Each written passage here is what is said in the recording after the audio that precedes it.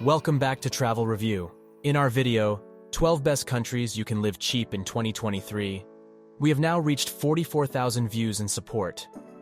Therefore, we have decided to create a series of smaller videos to specifically discuss each country. The first country on our list is the world's largest archipelago, with over 17,000 islands, home to more than 261 million people. Stunning landscapes, beautiful beaches, unique cuisine, and affordable prices. That's Indonesia. This video will highlight 12 must-knows for your 2023 senior travel to Indonesia. Let's go! 1.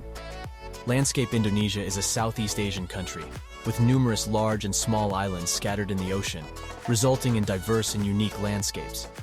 Nature has gifted Indonesia with a wide range of scenery, including long, straight coastlines, majestic waterfalls, active volcanoes, and serene tropical landscapes. It's also the home of the Komodo dragon. When you visit Indonesia, you cannot miss the chance to admire the unique gifts of nature, such as the vibrant coral reefs stretching from Bali to Sulawesi, tropical flower carpets in Sumatra and Kalimantan. Climate Indonesia has a tropical climate with distinct wet and dry seasons. If you're considering this as a retirement destination, the best time to visit Indonesia is from July to September, as the weather is warm and pleasant on most islands, including Bali and Sulawesi, with minimal or no rain. The skies are clear and the sea is calm, allowing you to travel between islands with ease. During the rainy season, there can be heavy rainfalls that affect mobility, making it a suitable time for relaxation at home. 3. Passport and visa. The first thing to consider is the validity of your passport. Your passport must be valid for at least 6 months from the date of entry into Indonesia. If you plan to move to Indonesia for retirement after 55, you'll need to apply for a retirement visa.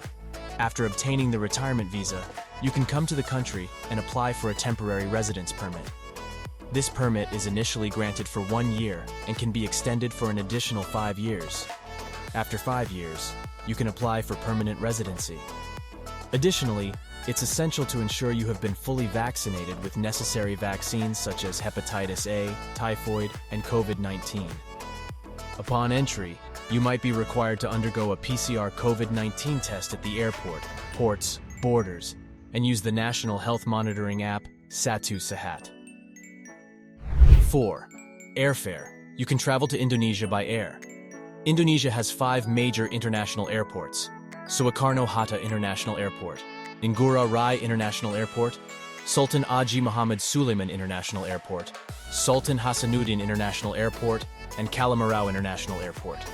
According to regulations here, if you have a ticket from Indonesia, you must have a round-trip ticket or a ticket to a third country to enter the country. Tickets from Indonesia are not regularly checked, but if passport control or airline staff require it, you must present it.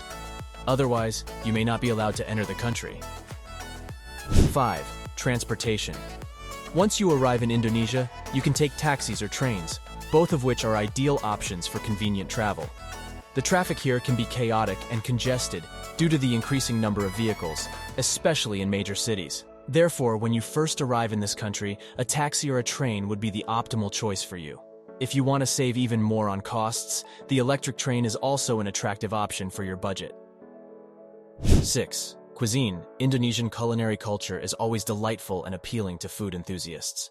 The rich and diverse dishes mirror the country's cultural diversity with its vast archipelago. Each region has its own unique culinary culture and local specialties. The diversity extends not only to the preparation of dishes but also to the experience of eating.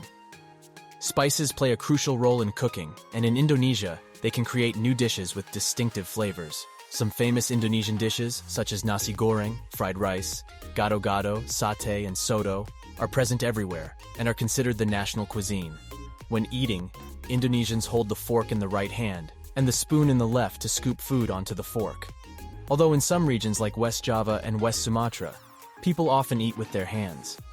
In restaurants and family meals, people usually eat with utensils. But in seafood stalls, where they sell dishes from the Sundanese and Minangkabau people, such as fried catfish, pasel lele, in East Java dipped in sambal chili sauce, and fried chicken, ayam goreng, the vendors typically provide lime water for hand washing, kobokan. The use of chopsticks is prevalent in Chinese restaurants that serve bakmi or mie ayam, chicken noodles, with pangsit, wontons, mie goreng, fried noodles, and kwetiao goreng, fried flat rice noodles. 7. Housing. Accommodation is a crucial consideration when deciding to spend your retirement here. There are long-standing expatriate communities, especially in places like Bali. Sanur, a peaceful suburb in Bali, is a famous ideal retirement destination with a serene atmosphere, beautiful coastal roads, and a simple lifestyle that suits your budget, with room rentals starting at around $200. In cities like Jakarta and Yogyakarta, you can also find one-bedroom apartments in the city center, with rental prices ranging from $200 to $400 per month. Surprisingly affordable options for you. 8. Language. Indonesia is known as the archipelago of diverse ethnicities and traditions. There are about 300 ethnic groups in Indonesia, and the differences in customs influence the lives of Indonesians. Therefore, they communicate using many different languages, with over 700 languages spoken in this country. The widely used language is Indonesian, Bahasa Indonesia, and the majority of the population is not fluent in foreign languages. English is also commonly spoken, making it easier for foreign nationals to communicate and live here. 9. Religion. Indonesia is renowned for its unique and diverse cultures. It is a country with a rich cultural background, blending various religious hues and ancient traditions. It includes Islam, Christianity, Hinduism, Buddhism, Confucianism, and other religions. Among these, Islam has a significant influence on the lives of Indonesians. About 86% of the population is Muslim. Each religion has its distinctive festivals, and with approximately 300 ethnic groups in Indonesia, each group has its own unique cultural traits. Indonesia is a land of festivals, with numerous events held here every year. Indonesian people participate in these festivals with a strong national spirit, making visitors feel captivated and immersed in the warm atmosphere. Lastly, I'd like to mention 3 prohibitions in Indonesia. Besides the exciting and appealing aspects, there are a few things you should avoid to prevent any undesirable situations. 10. Dress code. As Indonesia is home to numerous temples and sacred places, it's essential to dress modestly. For women, clothing such as tank tops, low-cut tops, short skirts, etc. should be avoided. For men, wearing sleeveless shirts and shorts in public places, especially temples, is not appropriate. 11. Etiquette. While shaking hands is common in many countries, some Muslim women respond to friendly gestures with a smile and a nod when meeting someone of the opposite gender. It's advisable to shake hands with Muslim women in Indonesia only if they initiate it.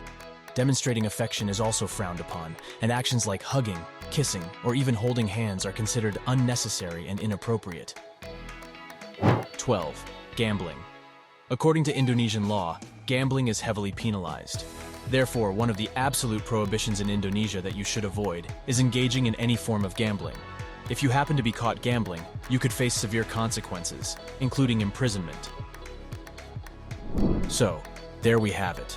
A comprehensive overview of Indonesia covering its culture, cuisine, cost of living, and the things to avoid. It's a picturesque country with favorable conditions, stunning landscapes, and a relatively low cost of living compared to Western countries. It's a compelling and ideal choice for relaxation and enjoying retirement after months of busy work and economic life. Remember to subscribe, like, and share our channel for more exciting information. And don't forget to leave a comment about the country you'd like to learn more about. I'll take you on a journey to explore that country right here on the Travel Review channel.